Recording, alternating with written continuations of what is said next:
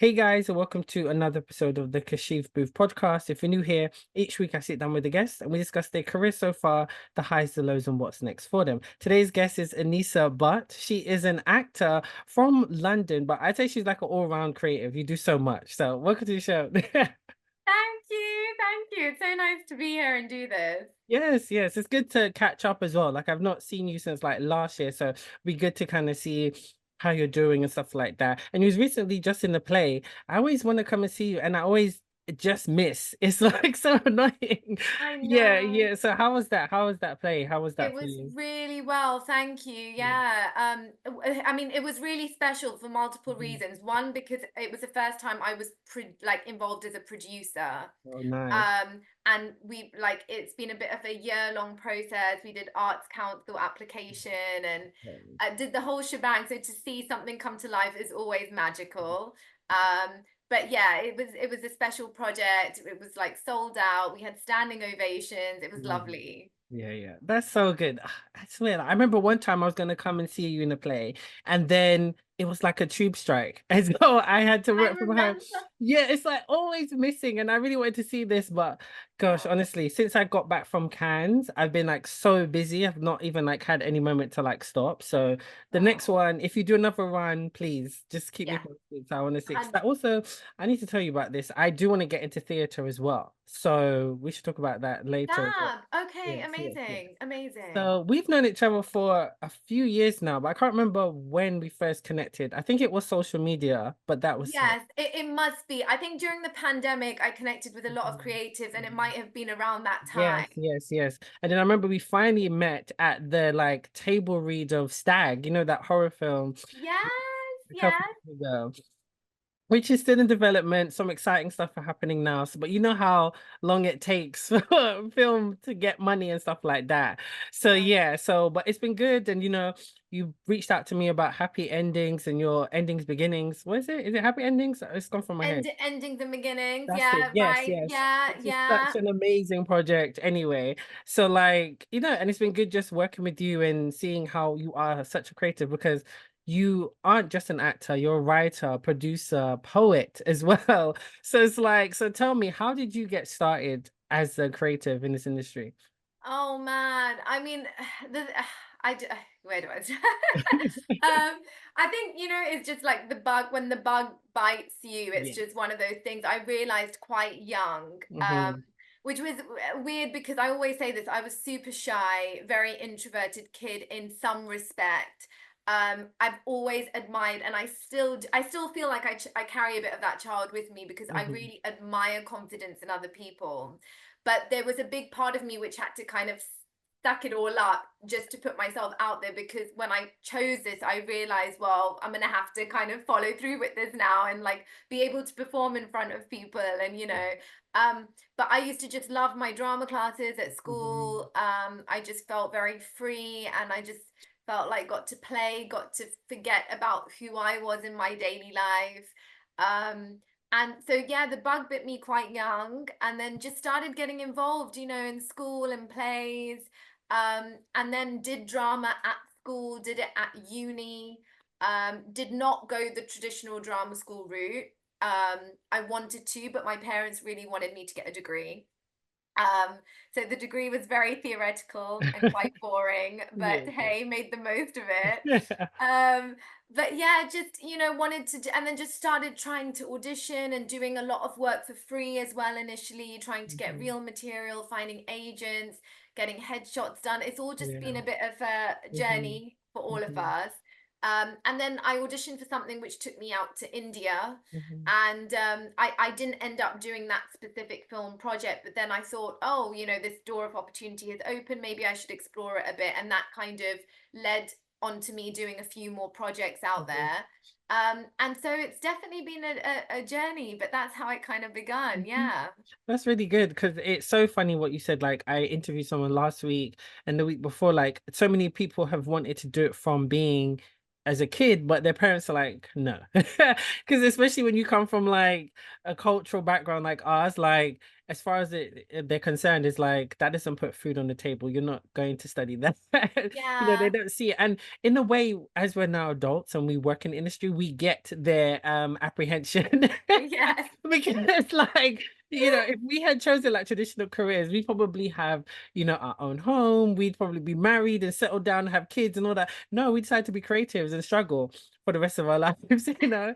So I totally understand that. But what Yeah. brought you to India? Because you ended up being on Ishaan, that Disney show, for 2 seasons back in like 2010 and to 2011. So how did the opportunity come about? Like, what was it like coming from London to India?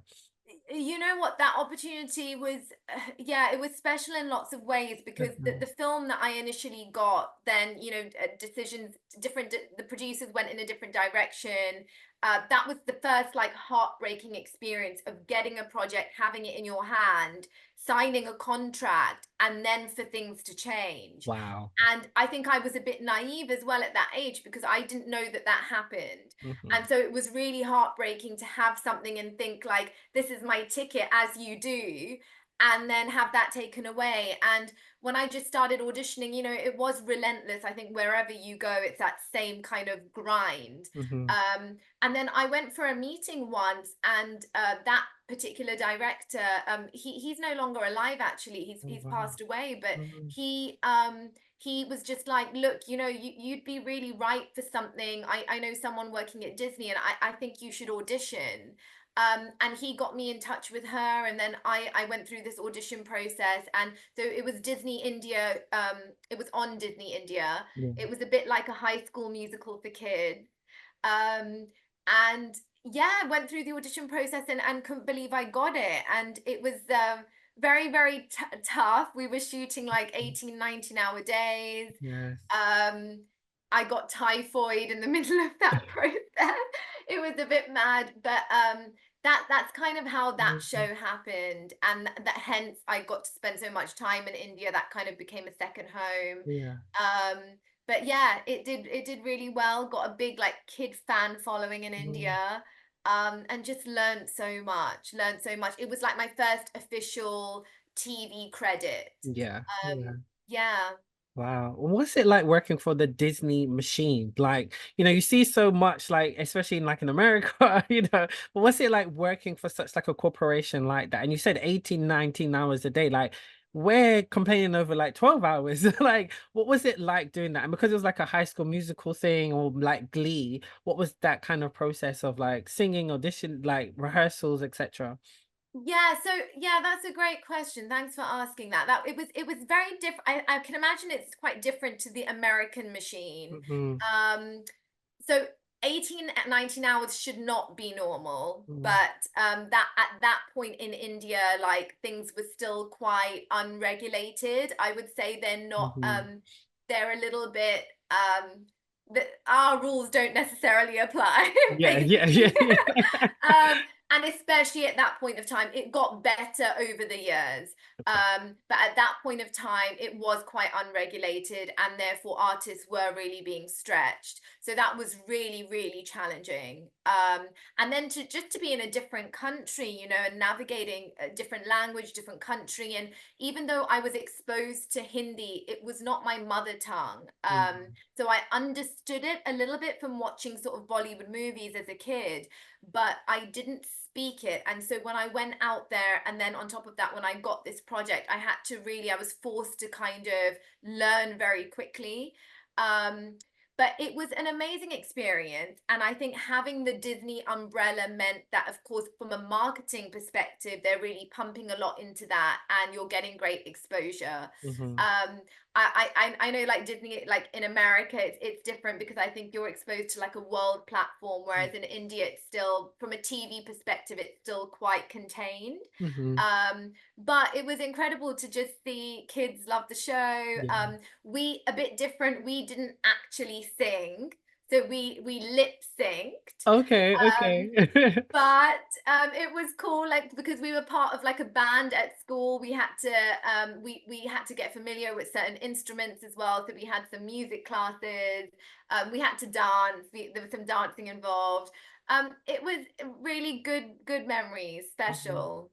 I like that. That's really good to hear. But it's so interesting what you said about how it didn't kind of transition into like the mainstream Disney kind of era, because like I do remember maybe when I was early 20s and watching Disney with my little cousins, like they started to show like some Latin soap operas which were like Disney as well. So it's very, well, that was in the UK. I don't know if it went to like America as well, but that was very interesting. Like, like the telenovelas, like it was like a Disney Latin one as well. So it's interesting that it would have been good if they did bring it internationally more to like different audiences because of that representation. Because like Yeah. even watching Disney as a kid, like you'd get the small kind of British Disney shows, but those would be like maybe 5 minute intervals. So it's a shame it never traveled, but it sounds like a great experience though as well. So yeah, I do like. Yeah, yeah, and honestly, Kashif, like even to up until now, I get like like kids who are now like Mhm. teenagers, DMing me, Yeah. still talking about when the show, can it come back, Mm, and how special their childhood was, and it's quite an overwhelming kind you of thing. bet, I bet, I It's bet. really lovely. But if there was, because reboots are like the thing now. If there was like a reboot and they approached you, would you consider like doing a reboot or maybe like a movie kind of thing? What would you do?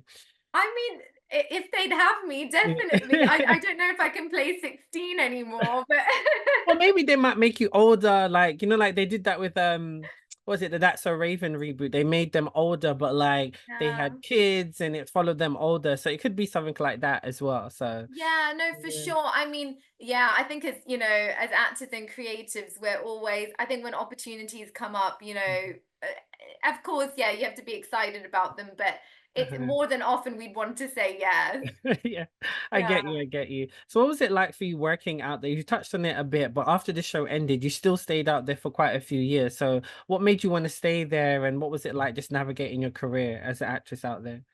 So, I think as an actor, like wherever you go, I think just because it's so hard, Mhm, not just as an actor when you're in this industry, there's mhm, so much kind of this sense of like slogging and hustle. And so you do so much of that you then feel like, um, you're almost scared to leave a place because you feel mhm, like I've spent time and energy building here. mhm. And I think I felt that like once the show was over and was transitioning and started auditioning for films, I felt like, you know what, I've kind of built something already. Why would I now leave? I need to Yeah. kind of build off this. And so, truthfully, I think it was more about that, also just feeling like, okay, I feel like I've got some friends here now. It's like family away from family. I'm getting a bit like more hold of the language. I know the world. And I also at the same time did feel like an outsider because there is a lot of nepotism. I Mm, mean, in this industry in general, but particularly in India, without a doubt. mm, Um, and so you feel like you've worked so hard, like you're always, it always just felt like, oh, I'm a step closer, a step closer.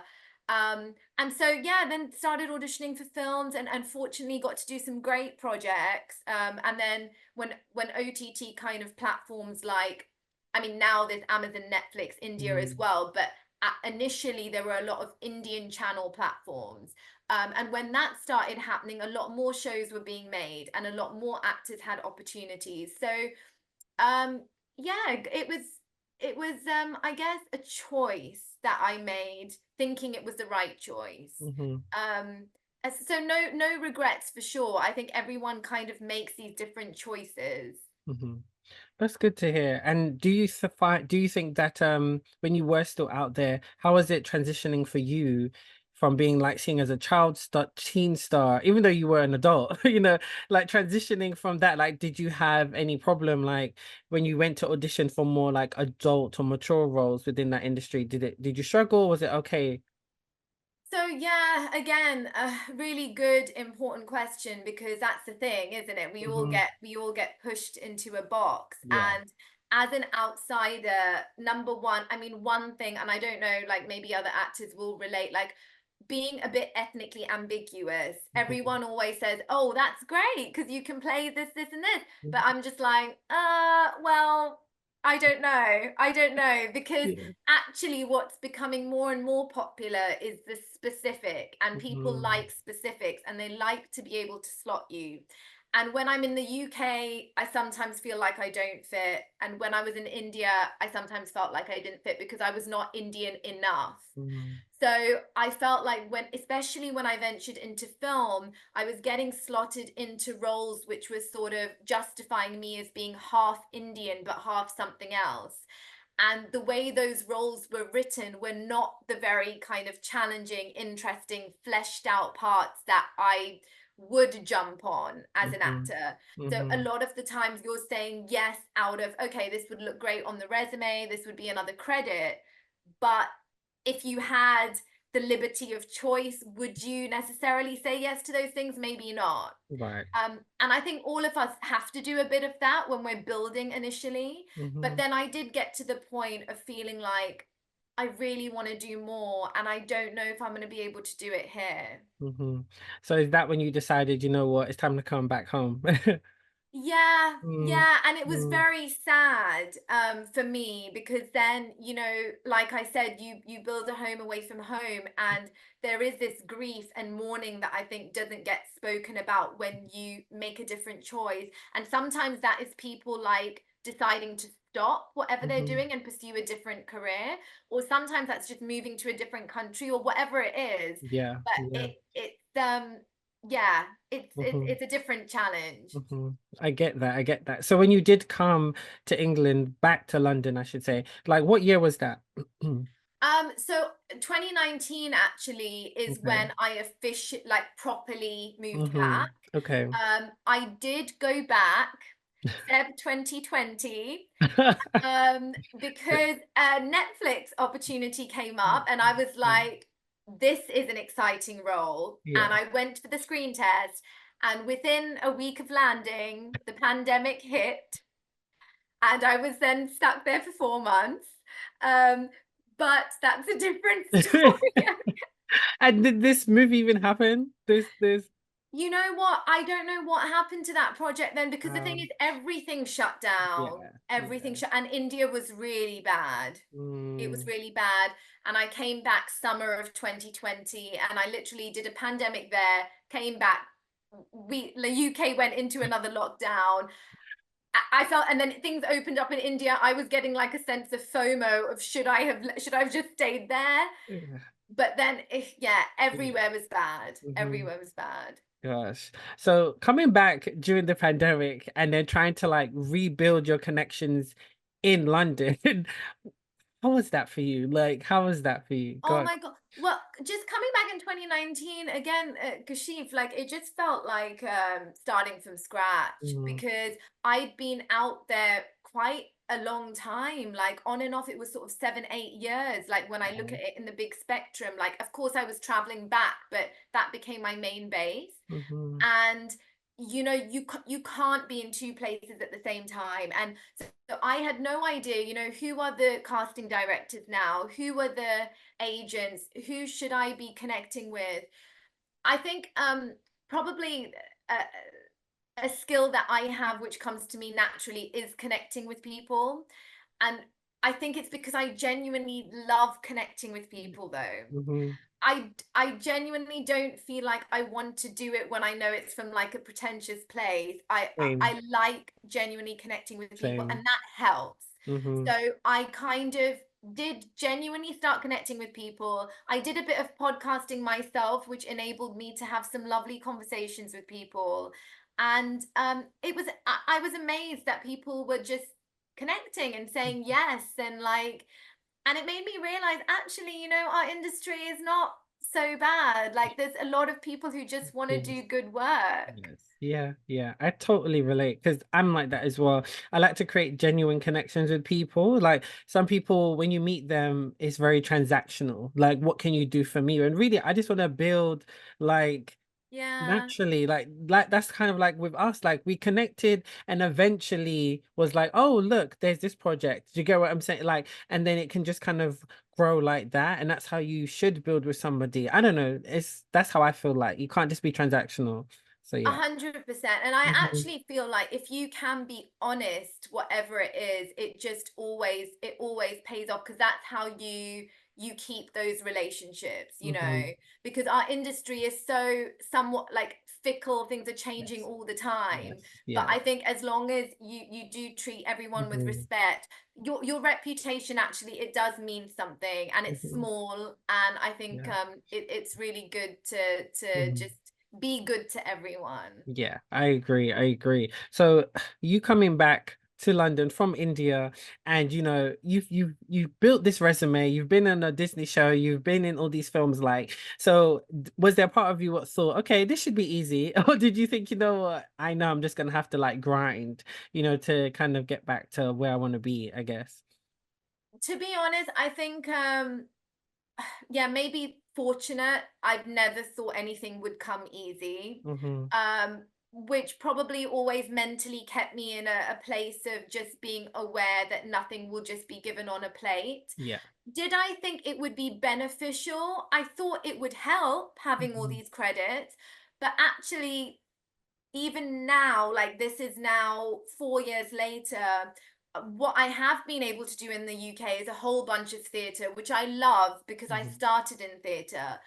But I would love to be able to do more TV film. And even though I did a significant amount there, it's still so hard. It's Mm-hmm. so hard to break in here. Um, and the more and more I've spoken to creatives, especially when I was doing the podcasting, the more and more I realized that actually this is why, even like a Michaela Cole or a Johnny, or Mm-hmm. all these guys actually started working on their own stuff Yeah. Yeah. because you kind of are forced to, Yeah.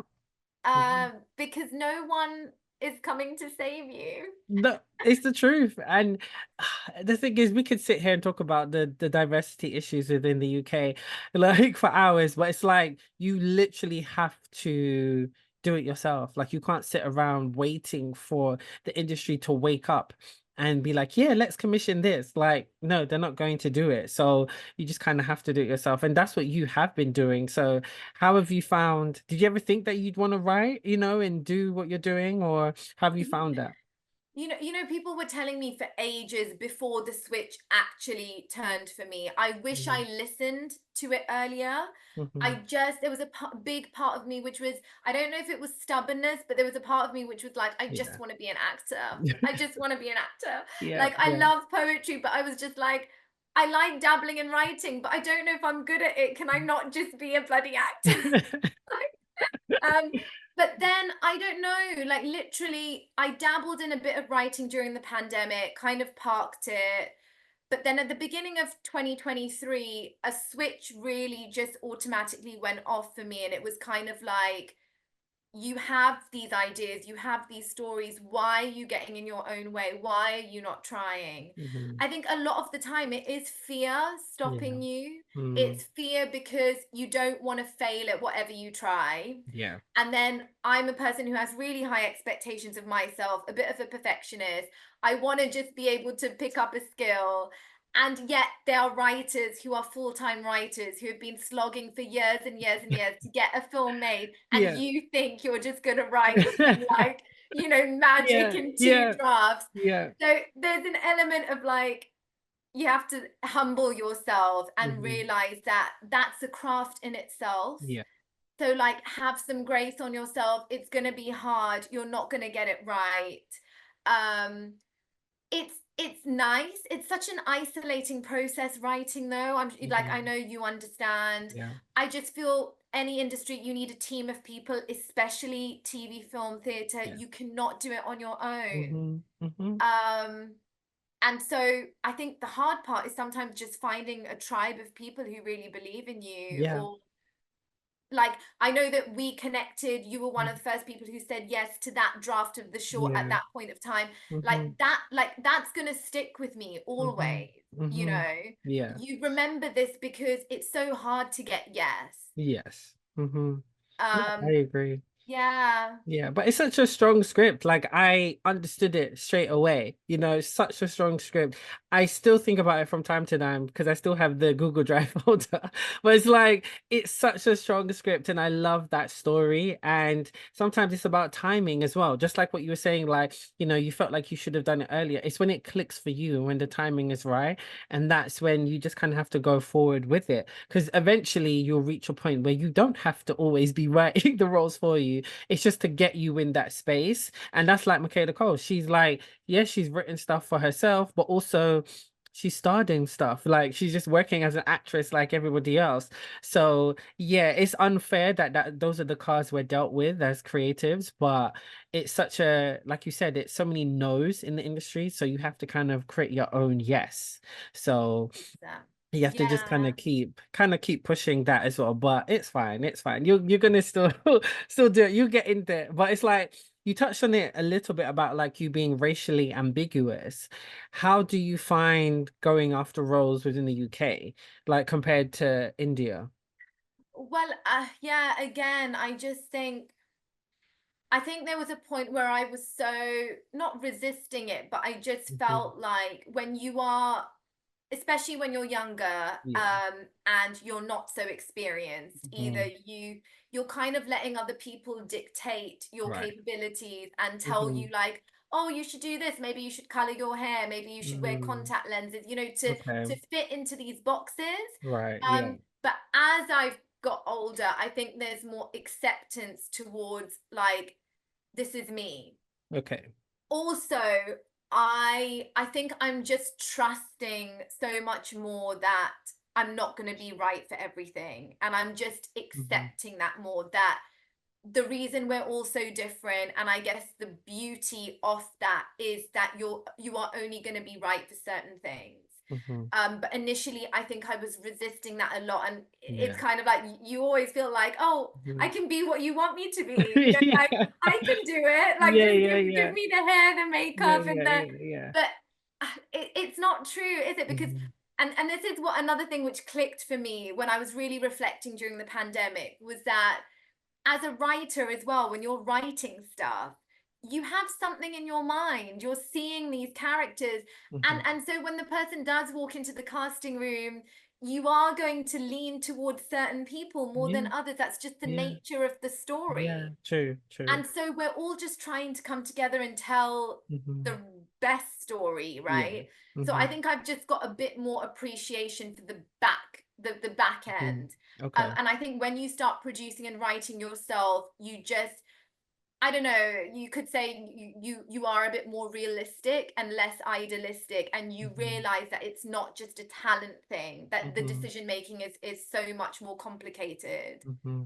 Yeah, I really like that. That's a really good point because even an actor I interviewed last week, he said that when it comes to auditioning, it's the pitch you're making as the character and if it aligns with the director or writer's vision. And that's literally it. And that's why there is so much rejection, but that's why you can't take it personally because somebody else has matched the director and writer's vision. And so that's why Yeah, they got it, you know? And that's all it is. yeah, It's not personal, but we just work in such a rejection, such an industry that is just huge on rejection. So I totally get that. But how is it yeah. for you like working with your agent? Because I've talked to some actors, like I remember one of my really good friends who's an actress, she said she had to leave her agent because he basically said to her, let's just throw anything at the wall and see what sticks. Now she's a black actress and like she was like, what do you mean? Like, so you're just submitting her for anything and then just seeing like, so for you, like, what does your agent and you kind of like, what's like the strategy for you to like get work or to kind of,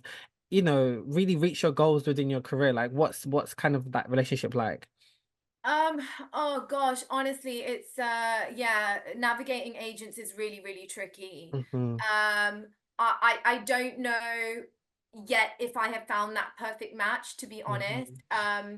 Although one thing I would say is whoever you're with, I think just because of the nature of the industry, I very rarely meet people who have their agent where their agent is so good that they are getting constantly put forward for the right thing and therefore being exposed to that, that they've really taken their hands off. That is so rare, to me at least.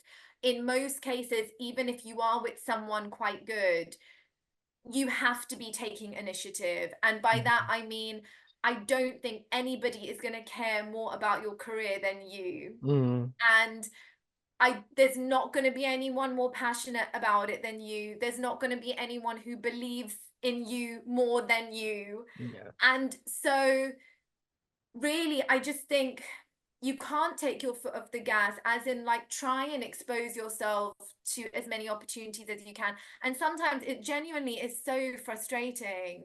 It really is, because there's an aspect of us having to do so many different roles. I mean, even post-pandemic now, we're like self-taping ourselves, right? So we're like becoming the director and Yeah, figuring yeah, out the lighting, getting yeah. backdrops and Mhm. tripods, and this wasn't a thing before. And now the questions are always, I mean, a business and has been made out of it now, because Mhm. there's a technique to doing that. Yeah, And, yeah. and you second guess, is like my self tape good enough? Not because of my acting ability, but is it going to be watched because the lighting's right and I'm Mhm. visible and I'm audible? And there's Mhm. so much to think about. Yeah, There's so yeah, much to think about. But yeah.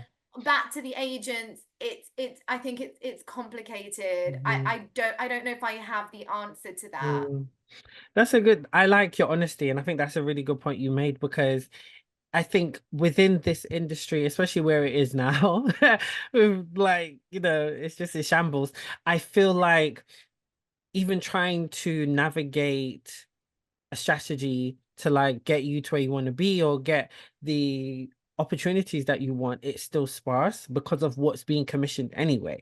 Does that make sense? So it's like there's only so much anyone can do at this moment. If you're in an industry where there's so much variety, like let's say America or Canada and stuff like that, there's so many different types of ways where people are making content and getting their films out, even though we'll say like, oh yeah, there's streaming services, but there's way more in other countries, so it's just like consistently that the door is revolving. Like there's so many jobs out there for people to get it and certain markets, you know, and that's the thing where the UK hasn't really adapted. Like it's just BFI, Film London, literally, that's it. Where in like you got, like I mentioned before, you've got the Latin market. They don't travel because it's huge in their country. Just like where you were just before, Bollywood.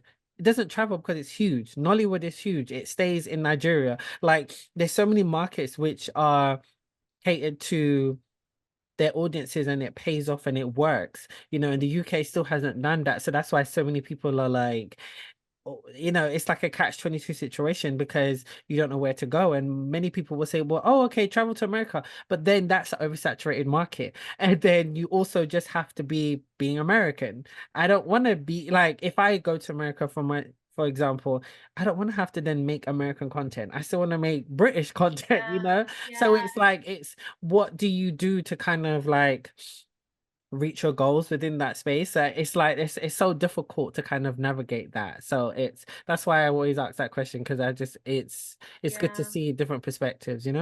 Yeah. Yeah, no, 100%. I was literally at a festival screening yesterday having a very Mhm. similar conversation, in the sense that, yeah, just somebody else saying that it's sad that everyone is, even British talent are going to the US, just because the vast number of opportunities Yeah. compared to here. Yeah, yeah. So it's So, it's a tricky one. It's a tricky one. yeah. So how have you found writing? We've touched on it a bit before, but now you're doing poetry, and you're putting your stuff on streaming platforms. Like, what's that like for you? Because I mean, I think you're a great poet. What's it like for you to kind of just be a creative in that way? Because you're still performing as well. So how is that for you as well? So I think, like, genuinely my Hmm. heart always goes back to poetry, only because Hmm. really it started with poetry. So when I was very, very young, Okay. I used to write a lot of poetry. Hmm. In a way, it was very therapeutic. It was never supposed to be shared. It was just for me. And so I did not realize it at the Hmm. time, but it was like a little skill that you're just building up in Okay. isolation. Yeah. And Yeah. when you have any skill like that, where you're just doing it for yourself, it's Hmm. actually, even more special because you're not attached to any Yeah. outcome. Yeah. Yeah. And I kind of always dipped in and out to it. It's just that I started sharing it publicly, probably during the pandemic. Mm-hmm. And then when I got to the UK and I did have that move over, I I started doing some research and Mm-hmm. realized that these big poetry communities exist in the UK. And I was like, what? What is Yeah, this? yeah, Like, yeah, yeah. what are these open mics and these Mm-hmm. like communities? And then started attending and jumping on some open mics and then started being asked to like headline. And I was like, this is such a lovely Mm-hmm. community, you know, where there's genuinely no judgment. People have their own style.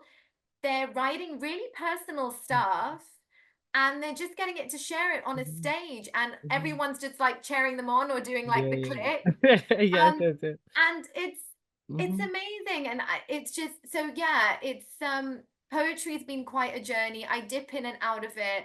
I think because I'm not so attached to an outcome, there is something just Yeah, nice about yeah, doing it. yeah, yeah. Um, I think as an actor, director, writer, producer, you want to be able to do the same, but Mm-hmm. it's just more often than not, there is a desired outcome, Yeah, right? Because we all yeah. need to earn money and we all need to make Yeah, a yeah, living and yeah. we all need to, Exactly, so, so exactly. we very rarely have Mm-hmm. the, you know, the Yeah. opportunity to just be like, I can just write for the sake of Hmm. writing. Yeah, yeah, yeah. I totally get that. But then that's just like what you did with your theater play. So like how was that for you producing that, applying for public funding? Because that's no easy thing to do. So what was it like for you to get the funding and put this play on? Like how was that whole Oh experience? man, it was so I basically did a play called Vitamin D and Hania Javla who Mhm. has written and directed Permission. She was in the audience and she actually slid into my Instagram DMs Love it. and she said I've written something. It's a 20-minute piece. I've got a slot at Camden's People's Theatre for like this showing of scratch performances. Would you do it? And you know, I love that. I'm all about collaborating. I said, could you please send me the script? I'll read it. She's obviously a very talented writer. I immediately connected to the role of Hannah. I was like, I know this. I Mm. understand who she Yeah, is. yeah. And I said yes. Hmm. Um, I but I also said that I think there is scope here to develop this, and I think you should. And so I said, when we do this 1 day show, we should collate as much data as we can. We should record it. We should really document the process. And we got a really lovely response. That show was sold out as well. And there were other scratch performances, which were great. And then I was just like, let's try and get some funding. Mm. And it took quite a bit of work. The funding part is not fun. It's horrible. Hmm. It's Hmm. fortunately she has strengths where I have weaknesses. So I feel like we made a great team. I love the fact that we were accountable to each other, but we just made it happen. And she was in a Hmm. full-time corporate job. Wow. Um, and she was developing like this skill and interest in direction on the side. And it's taken a year, found out we applied for funding October last year. We got to know we got the funding in March this year. So a good 5 6 month process. Yeah, yeah. And so we would have had to, and the Space Theatre gave us our first yes in terms Hmm. of getting us on the roster. So we would Hmm. have had to put a show on regardless whether we got the funding or we didn't get the funding. It Okay. would have been a very different show had we not got the funding. Hmm. So I feel extremely fortunate that we got the Wow. funding. We were able Hmm. to hire people, pay everyone. Amazing. The one woman show became a two-hander. She developed the script. It's been a process, but have Mhm. learned so much. And it made me realize that I want to do more producing as well, in the sense that I'm definitely not a line producer. Yeah, yeah, yeah. I don't want to do budgets and all this stuff, but creative producing I Yeah, really enjoy. And I think yeah. I enjoy because you just feel like you're doing more, you're Hmm. involved more, Hmm. you're Hmm. partaking in Hmm. something. Yeah. And you're not just an actor who then just goes and learns their lines and comes on. You're really part of making shit Hmm. happen. Yeah, yeah, yeah. And it's great. No, that sounds so good. Like that sounds so good. I'm so happy you were able to experience that as well and get funding because listen, I know the struggle. So just to get that and the fact that you got it in March and had such a quick turnaround, like the fact that you pulled it off like in like a few couple months later just to do that is fantastic. And yeah, Oh. the fact that it was sold out and you had such a great reception is great. So do you have future plans for it? Like do you want to bring it back to tour or what's the kind of Yes, future of it? yes, no, thank you. Definitely have future plans. We would Yeah. like to get it in some more central spaces. Okay. So definitely watch this space. Mhm. Um, and then it's I don't think, I think we have a realistic plan in the sense that we would love to come back, do another run, Okay. and then at least park the show because theatre obviously has a shelf life. Yeah. Yeah.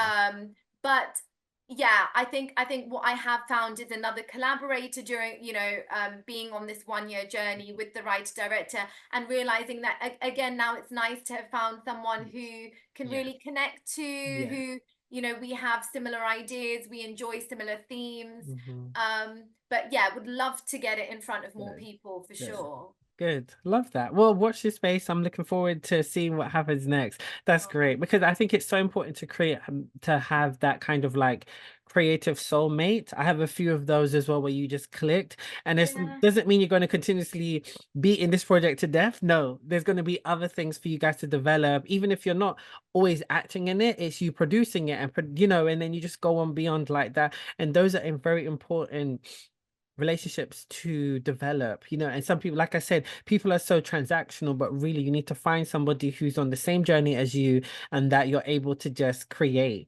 because it's such a lonely kind of like road, being a creative in this industry. And so for you to have that is really good. So I'm happy to hear that. So it'll be good. yeah, Yeah, thank you. And yeah, I hope we get to do something as well, because the yeah. short has been, Uh-huh. parked at the moment as Yes. that's continuing to develop. I'm still not happy with, Yeah. it's just such a journey. Yeah, yeah, yeah. Don't get me started on that one. But yeah, I'm sure when at the Yes. right time, like you said, it's Yes. a timing thing Yes. often. I Yes. hope Yes. that Yes. we do get to do something. Honestly, just keep me updated, honestly, because I love the idea. And as I said, I'm moving into like a space right now of like the way I'm sourcing funding and stuff is different. So yeah, I'm really kind of tapping into, co-productions and investors and really understanding that market more. So yeah. So anyway, we can just get the money to be like, I'll be like, Anisa, so by the way, I got some guy interested. It's like literally just get the ball rolling because money is always the issue. That's what kind of I puts the know. brakes on everything. So, but yeah, watch the space, watch the space. So yeah. So I'm always asking actors this now. So is there like a film or show that you've ever seen that you wish that you could have been a part of? Whether it's like an old show, something that's currently airing, or a film what's just come out, or maybe one from years ago. Like, is there any film where you were like, I wish I was in that? 100%, like Finch's Gone Girl, Okay, yes. Rosamund Pike's role. Love, I brilliant. mean, Yeah. I'm attracted to a bit of like the psycho character. I don't know why. I don't Yeah, know what yeah, that yeah. says about me. Um, there's so many, but that Hmm. is always like, just remember seeing that film, just Hmm. thinking, I think it's the duality and the Yeah. complex nature of Yeah. having different shades that I Hmm. really enjoy. Mm. Also, when I see characters and see actors do a phenomenal job of characters that, uh, or stories which like scare me, Yeah. actually, that I'm Yeah. like, I'm never going to be able to pull that off. Uh-huh. But there's something about feeling that you're just like, it would be incredible to get the Yes. chance to Yes. try. Uh-huh. Uh-huh. That's the first thing that came to my No, mind. I love that. And you saying that makes me understand why Anthony Vander had you read the part of like the video vixen kind of woman in the horror film Stag we're developing. I see Yeah. it even more now. Cause like I remember the table read was great, but now I'm like, okay, yes, I see it. Cause it's like you said, it's like, the duality of the character and like just knowing okay, the audience may think, oh, like, you're this, but actually you're really this. And like, I see that. So yeah, I get Yeah. that. I like that. I Well, like that. well, yeah, big shout out to Anthony as Yeah, well, yeah, because yeah. honestly, like the fact that he approached me for that, I was Mhm, honestly very grateful because again, when someone kind of trusts that you have the ability to do something which actually a lot of people probably think you don't, mhm. it's really, really lovely. And Yeah, again, he's someone I connected with during the pandemic. yeah, So, yeah. it's so lovely to build these Mhm, relationships, and then definitely. we all got in the same room, and it's Exactly, crazy. exactly, exactly. And so are there any like writers or directors you want to work with, or like you're huge fans of their work, either theater or on film, on TV? Oh man, I think, oh gosh, there's so Mhm. many. I wouldn't know where to start, to Yeah, be yeah, yeah. absolutely honest. I'm a big fan currently of Nida Manzoor's work. I think her being a South Asian woman Mhm. making like trying to really push the Yeah, bar yeah, and tell yeah, those stories. So she's a filmmaker who really interests me. yeah, yeah, yeah, But 100%. there's so Mhm. many. I can, yeah. There's so much talent in the Yeah, world. yeah. Definitely. And if I start listing things, I'm just like gonna go. Yes, yes. Totally understand. Totally understand. Oh Yeah. gosh. So like outside of like your play and what you're doing, what else do you have coming up? Like what else are you working on? So at present, I mean, like day jobby stuff, which is Mm, boring. mm, And permission, yes, the focus definitely to bring it back, which, it might take some time, but that's definitely on the agenda. I mhm. need to get back to the writing. Endings and beginnings is still very much like being tweet, tweet, tweet. And Okay, then there is a TV pilot that, again, is something since last year have just been okay, chipping at. okay, Um, so these from the writing perspective, yes. okay.